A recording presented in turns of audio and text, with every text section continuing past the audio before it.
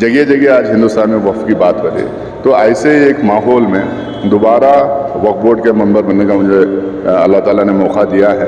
अल्हम्दुलिल्लाह last time भी हम लोग किए हैं काम, इस बार भी इंशाअल्लाह ताला बहुत काम करके लोगों के जो भी मसले मसाइल हल करेंगे।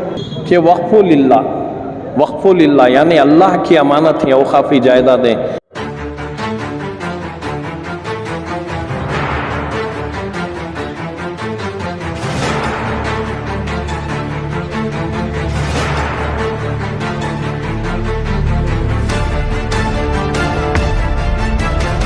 कर्नाटक रियासती वक्फ बोर्ड में जी मेंबर की हैसियत से खिदमत करने का मौका मिल रहा है, क्या कह रहे हैं?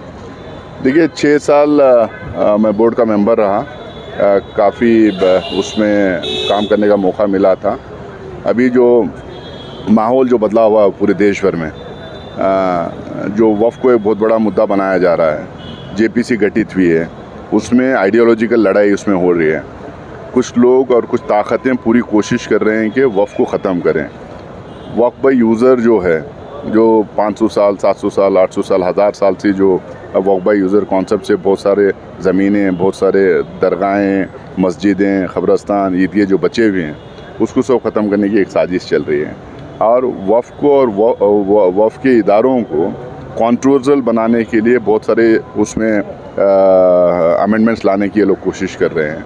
जगह जगह आज हिंदुस्तान में वक्फ की बात करें, तो ऐसे एक माहौल में दोबारा वक्फ बोर्ड के मेंबर बनने का मुझे अल्लाह ताला ने मौका दिया है।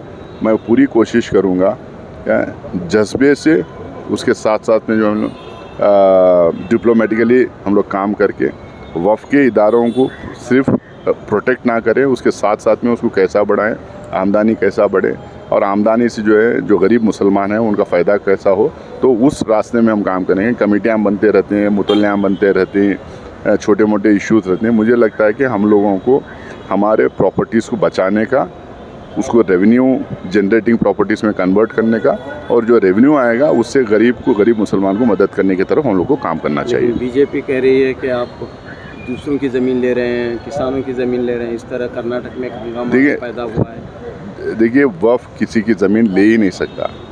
इलीगली किसी की ज़मीन ऑक्यूपाई करना या वक्फ में लेना ये अन इस्लामिक है। हम किसी की ज़मीन ले ही नहीं सकते।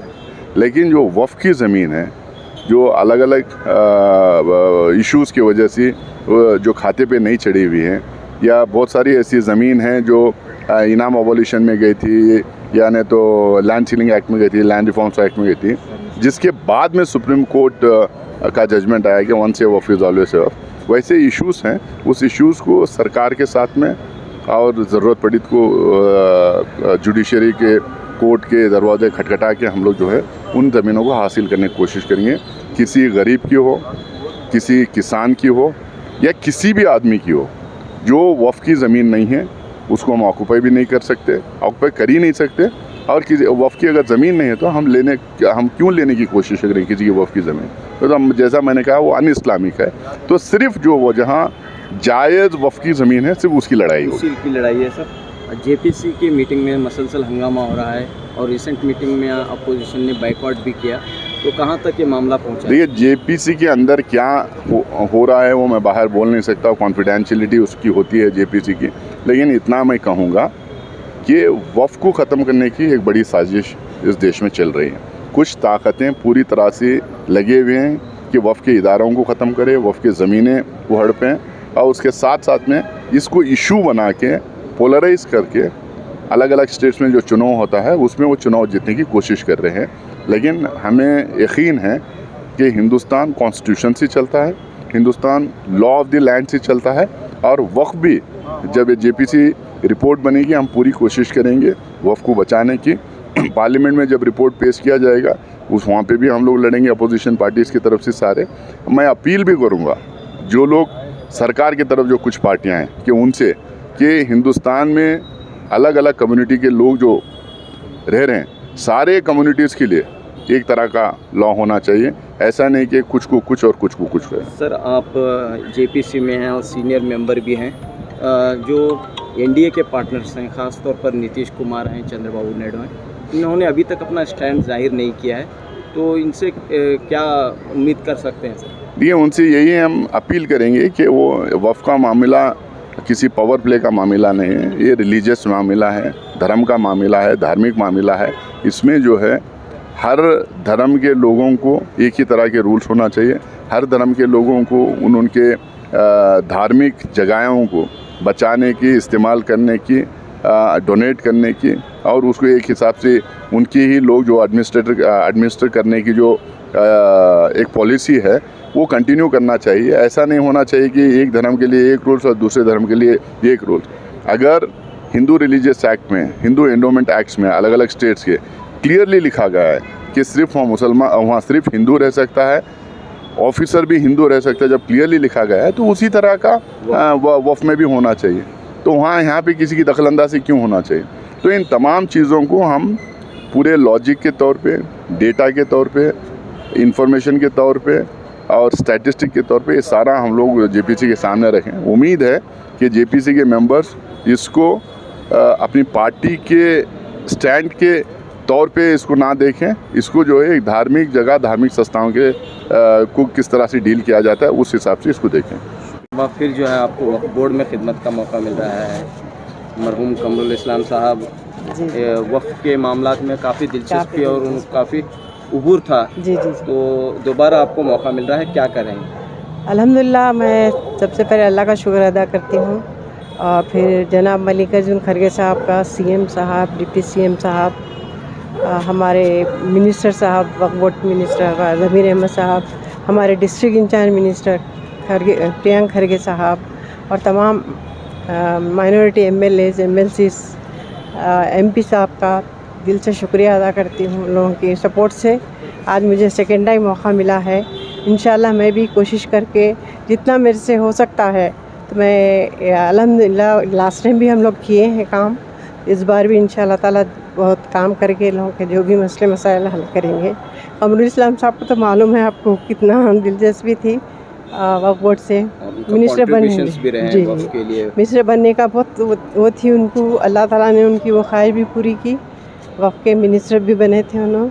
तो इंशाल्लाह ताला मैं भी कोशिश करूँगी कि जितना हो सके मसले हल करने की कोशिश करूँगी। गुलबर्गा के पर्टिकुलरली वहाँ पर जो वक्फ की डेवलपमेंट के मसाइल हैं, इस सिलसिले में आपकी क्या तवज्जो रही? गुलबर्गा में ज़्यादा मसाइल होने की वजह से ही मैं सेकेंड टाइम आई हूँ बोर्ड में, क्योंकि वहाँ पर काफ़ी मसले हैं और ज़्यादा वक्त की जगह है वहाँ पे। तो मेरा सेकेंड टाइम आने का मकसद वही था कि वहाँ के मसले हल हो सके, वो एरिया के हमारे रायचूर हो, बिदर हो, यादगीर वगैरह के सब मसले हल होना मेरा इरादा, इसीलिए मैं सेकेंड टाइम इरादा की हूँ। अल्लाह ताला पूरा करे, मेरा बस दुआ यही है। बिल्कुल भी इलेक्शंस वक्फ बोर्ड के हो रहे हैं और इसके लिए जो है जैसा कि एमपी कैटेगरी में कोई मसला नहीं, एमएलए कैटेगरीज में कोई मसला नहीं, लेकिन मुतवल्ली का एक मसला है कि काफ़ी सारे उम्मीदवार यहाँ पर हैं, जबकि ओहदे नशिस्तें सिर्फ 2 हैं। बिस्मिल्लाहिर्रहमानिर्रहीम, नहमदुहु व नुसल्ली अला रसूलिहिल करीम। रियासत कर्नाटक के तमाम सज्जादागान, सूफिया इकराम, सादात व मशाइखीन वज़ाम और जो औक़ाफ़ी इदारों के मुतवल्लियाँ नहीं जिनका वोट है, उन तमाम को मैं अस्सलामु अलैकुम रहमतुल्लाहि व बरकातुहू सलाम करता हूँ। और साथ ही साथ इसके खुसूसी तौर पर मैं सूफ़ी वलीबा क़ादरी रियासती सदर कुल हिंद जमीयत सूफिया वल मशाइख शाख कर्नाटक यही अपील करना चाहूँगा कि वक़्फ़ु लिल्लाह यानी अल्लाह की अमानत है, औक़ाफ़ी जायदादें, वो औलिया अल्लाह की दरगाहों की हो, आशुर खानों की हो, मसाजिद की हो, मदारिस की हो, जो भी वक्फ़ में रजिस्टर्ड हैं वो ये अल्लाह की अमानतें हैं। इन अल्लाह की अमानतों को, औक़ाफ़ी जायदादों की हिफाजत के लिए हर कौम मिल्लत के नौजवान का फ़रीज़ा है कि वो कोशिश करें। साथ साथ इसके जो भी अभी हमारे राज्यसभा के मेंबर मशहूर व मारूफ़ जनाब सैयद नासिर हुसैन साहब और अलग अलग जनाब एन हारिस साहब, कनीस फ़ातिमा साहिबा, मोहतरमा कनीस फ़ातिमा साहिबा, रियाज़ ख़ान साहब, जितने भी जो भी यहाँ पर जो हैं अपने अपने आसिफ़ अली साहब, जितने भी अपने अपने ख़यालात पेश करें औक़ाफ़ के ताल्लुक़ से, औक़ाफ़ी क़वानीन के ताल्लुक़ से, इसके तहफ़्फ़ुज़ के वास्ते में, इसकी फ़लाह व तरक्की के वास्ते में, वो भी अपनी जगह पर एक कोशिश कर रहे हैं। मुतवल्लियों का फ़रीज़ा यह है, मुतवल्लियों का जिन के भी वोट हैं, वो ऐसे शख्स को इंतख़ाब करें वो ऐसे शख्स का इंतखाब करें जो आपके लिए सबसे पहले वक्त देता हो और आपकी परेशानियों को सुनता हो। औक़ाफ़ी इदारों के पेचीदा मामले ही, लीगल सेक्शन और लीगल मामलात बिल्कुल ही बहुत ही ख़राब हैं, और साथ साथ इसके आकर जो है रिकॉर्ड्स औक़ाफ़ी जायदादों के, ये सब तमाम काम करना चाहिए। इसमें शफ़ाफ़ियत लाना और औक़ाफ़ी इदारों की दरगाहों की तमाम औलिया अल्लाह की मिल्कियत को, मसाजिद की मिल्कियत को, इसका तहफ़्फ़ुज़ होना, इसके लिए काम करना। बराए नाम जो है वक्फ़ में जीत कर आकर जो है किसी की ना सुनना, ये भी बहुत बड़ी परेशानी है। ये बारहा तमाम मुतवल्लियों ने देखा है। मैं भी एक इदारे का मुतवल्ली हूँ, सज्जादा हूँ। मैं तमाम मुतवल्लियान व सज्जादागान जो भी इसमें वोटर हजरात थीं, उनसे अपील कर रहा हूँ कि वो ऐसे नुमाइंदे को अपना वोट दें, सही नुमाइंदे को वोट दें जो आपको आगे चलकर आपकी दरगाहों की मिल्कियत को, खानखाहों की मिल्कियत को, मस्जिदों की मिल्कियत को, यतीम खानों की मिल्कियत को तहफ़्फ़ुज़ फ़राहम करे। इसके लिए आगे बढ़कर काम करें, इसके लिए इसकी तरक्की के लिए अपना किरदार अदा करें।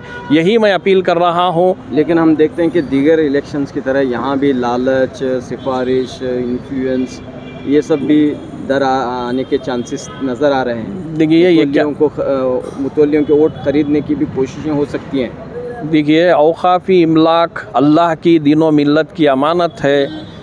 इसका सही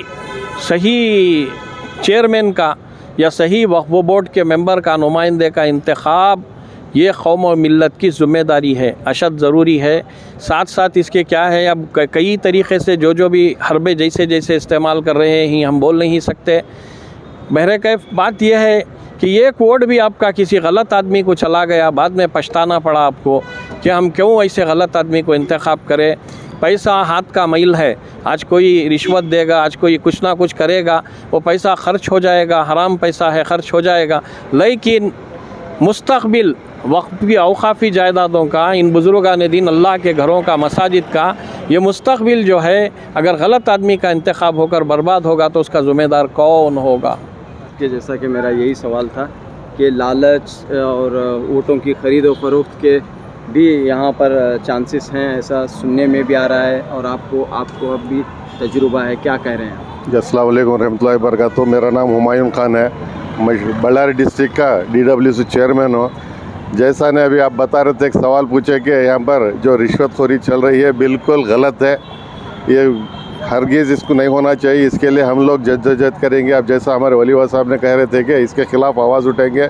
हम उस शख्स को चुना जाएगा जिससे कौम व मिल्लत का दर्द हो, जो कौम का जज्बा रखते हो, कौम की मिल्लत बचाने की कोशिश। अगर कोई इसमें रिश्वत कहे तो वह अलग नीयत से काम करने की कोशिश करेंगे। इसलिए हम लोग इसके सख्त ख़िलाफ़ है, इसके ख़िलाफ़ आवाज़ उठेंगे। सही जो खिदमत कर रहा है, जो सही कौम की खिदमत करने का जिससे जज्बा है, जोश है, उसको हम मुतवल्लियान से, तमाम कर्नाटक के स्टेट के मुतवल्लियों से अपील करेंगे कि अच्छे नुमाइंदों को देखकर, काबिल नुमाइंदे देखकर कामयाब करें, ताकि आने वाले दिनों में, आज माहौल बड़ा ख़राब है, हर जगह हिंदुस्तान के कोने कोने वफ़ के ख़िलाफ़ एक ऐसी गहरी साजिश चल रही जिसे हम लोग एकता होकर, मिलजुल कर हम इस मंशे वाकिफ़ जो अल्लाह के लाल जो वफ़क़ियत है, उनकी मिल्लत को बचाने की कोशिश करना। सबसे पहले बीजेपी वाले के जहन में गलत ख्याल है कि वफ़ किसी की मांगी और छीनी मिल्कियत है। ये हम गलत साबित करना चाहते हैं। वफ़ किसी की मांगी और छीनी मिल्कियत नहीं। कोई अल्लाह का लाल अल्लाह की राह में वफ़ करता है, एक मंशे के लेकर, कोई मदरसे के नाम पे, कोई आशुर खाने के नाम पे, कोई दरगाह के नाम पे। तो इसके लिए ये लोग हमारा वजूद ख़त्म करना चाह रहे, जो नामुमकिन है। आने वाले दिनों में इंशाअल्लाह हम सब मिलकर इसके ख़िलाफ़ आवाज़ उठेंगे। आज मैं इस सुनहरे मौके पर हमारे ही डॉक्टर नासिर हुसैन जो राज्यसभा मेंबर है, उन्होंने दूसरी मतलब आज यहाँ पर as a member, second member nomination करके कामयाब है। उनको रियाज खान साहब को और एक आसिफ अली साहब जो लीगल एक्सपर्ट है, उनके साथ ही साथ 2 MLA कोटे में जो इलेक्ट हुए, जनाब हारिस साहब और मोहतरमा कनीस फातिमा को भी मैं इस मौके पर मुबारकबाद देता हूँ और उम्मीद करता हूँ, दुआ करता इन लोगों में आकर वक्फ बोर्ड की मीटिंगों में अच्छी तरीके से डॉक्यूमेंटेशन के लिए फ़ाइट करें और हो सके जितना भी हमारी मिल्कियत है बचाने की कोशिश करें। बोल